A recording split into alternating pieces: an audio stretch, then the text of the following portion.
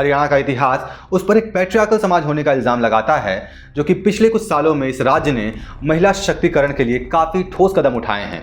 लेकिन जब हम बात करते हैं महिलाओं के पॉलिटिकल रिप्रेजेंटेशन की, तो ये कोशिशें बहुत ही फीकी दिखाई पड़ती हैं। बात करें नेशनल क्राइम रिकॉर्ड्स ब्यूरो के डेटा की, तो एनसीआरबी के मुताबिक हरियाणा में 2020 के दौरान महिलाओं के खिलाफ क्राइम्स की संख्या 10,950 थी, जो हरियाणा के रूरल और पॉलिटिकल क्लाइमेट साफ साफ एक्सपोज करता है। नमस्कार दोस्तों, हरियाणा इलेक्शन से जुड़े एक और वीडियो में आपका स्वागत है। आज हम एक बहुत ही इंपॉर्टेंट टॉपिक को डिस्कस करने वाले हैं, women's involvement in Haryana politics. क्या आपको पता है कि हरियाणा, जो एग्रेरियन प्राइड और रूरल कल्चर के लिए जाना जाता है, वहाँ की पॉलिटिक्स में वुमेन रिप्रेजेंटेशन कितनी कम है? आज हम इस विषय की समस्याएं, कारण और पॉसिबल सोल्यूशन पर एक कॉम्प्रिहेंसिव डिस्कशन करेंगे और साथ ही लोकल पॉलिटिकल पार्टीज के इन्फ्लुएंस को भी हम समझेंगे। सबसे पहले जान लेते हैं कि हरियाणा की राजनीति में महिलाओं का फिलहाल क्या कंडीशन है। हरियाणा का इतिहास उस पर एक पैट्रियार्कल समाज होने का इल्जाम लगाता है, जो कि पिछले कुछ सालों में इस राज्य ने महिला सशक्तिकरण के लिए काफ़ी ठोस कदम उठाए हैं। लेकिन जब हम बात करते हैं महिलाओं के पॉलिटिकल रिप्रेजेंटेशन की, तो ये कोशिशें बहुत ही फीकी दिखाई पड़ती हैं। आज की डेट में हरियाणा असेंबली में कुल 90 विधानसभा सीटें हैं, जिसमें से सिर्फ 9 महिला एमएलए हैं, जो सिर्फ और सिर्फ 10% का रिप्रेजेंटेशन करता है।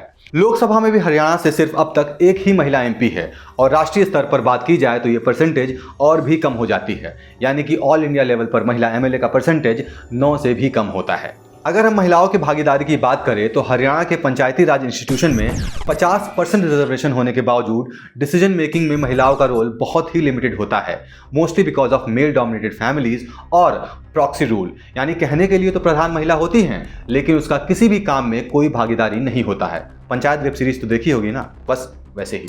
अब समझते हैं कि वो कौन से कारण हैं जिनकी वजह से हरियाणा में महिलाओं को देश की राजनीति में हिस्सा लेने से रोक रखा है।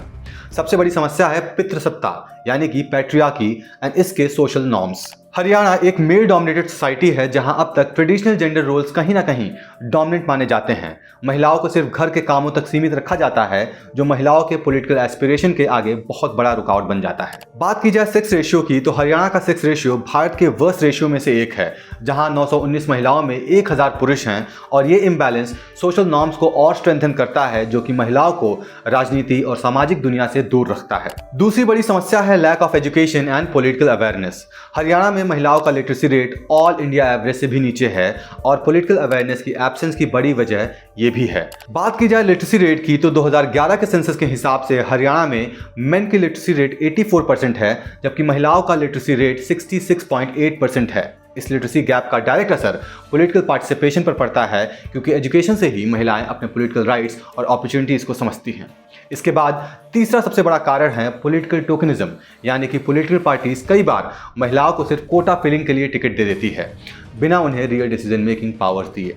जैसे कि 2019 के हरियाणा असेंबली इलेक्शन के दौरान कांग्रेस ने सिर्फ 11 महिला कैंडिडेट को टिकट दिया था, और बीजेपी ने कांग्रेस से भी कम 10 महिला कैंडिडेट को टिकट दिया था, लेकिन विनेबल कॉन्स्टिट्यूशन में इनके रिप्रेजेंटेशन एक्सट्रीमली लो होती है। इसके बाद हरियाणा की सबसे बड़ी समस्या है महिलाओं के खिलाफ हो रहा वायलेंस और इंटिमिडेशन।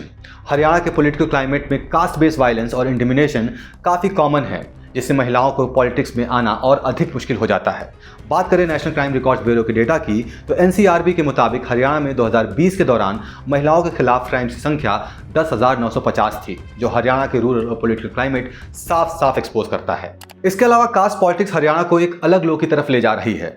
हरियाणा की पॉलिटिक्स कास्ट बेस्ड है, और कास्ट सिस्टम खुद पैट्रियार्की को स्ट्रेंथन करता है। और यहाँ पर मैं वर्ण व्यवस्था की बात नहीं कर रहा हूँ, कास्ट की बात कर रहा हूँ।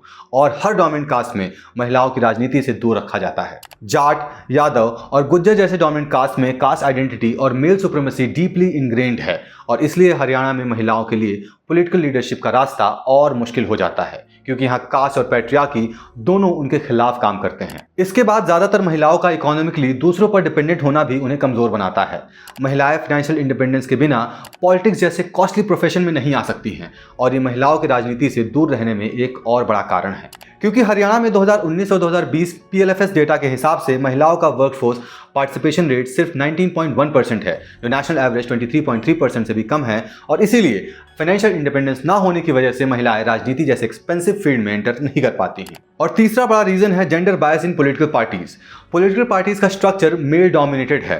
हरियाणा के रीजनल पार्टीज ने 2019 के इलेक्शन में 90 टिकट मेन को और सिर्फ 11 टिकट वुमेन को दिए। पार्टीज का स्ट्रक्चर जेंडर बायस है जो वुमेन को क्रिटिकल पॉलिटिकल रोल में आने से रोकता है। अब लोकल पार्टीज हरियाणा की राजनीति में महिलाओं का इन्वॉल्वमेंट बढ़ाने के लिए क्या कर रही हैं, अब उसे समझते हैं।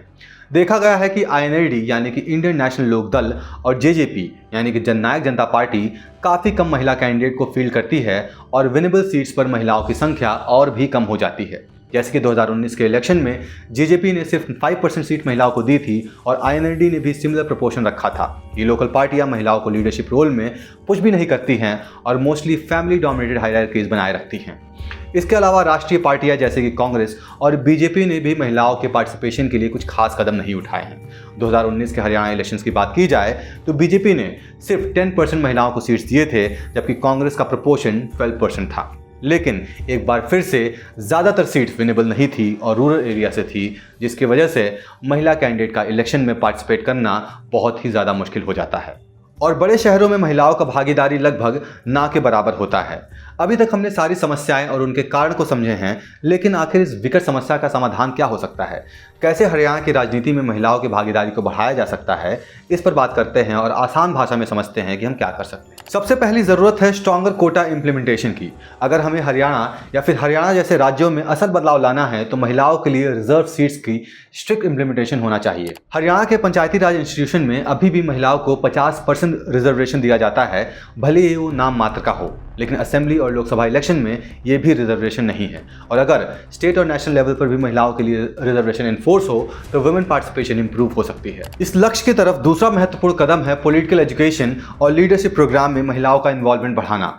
ग्रासरूट लेवल पर जैसे कि प्राइमरी स्कूल से लेकर कॉलेज तक पॉलिटिकल अवेयरनेस और लीडरशिप प्रोग्राम चलानी चाहिए, जिसमें कि बेसिक एजुकेशन पाने वाली महिलाएं भी राजनीति की समझ रख सकें और मौका मिलने पर अपनी भागीदारी दे सकें। और UNDP ने हरियाणा के पंचायती राज इंस्टीट्यूशन में वुमेन लीडरशिप के लिए ट्रेनिंग वर्कशॉप चलाए हैं और इसी तरह के प्रोग्राम असेंबली और लोकसभा इलेक्शन के लिए भी होने चाहिए।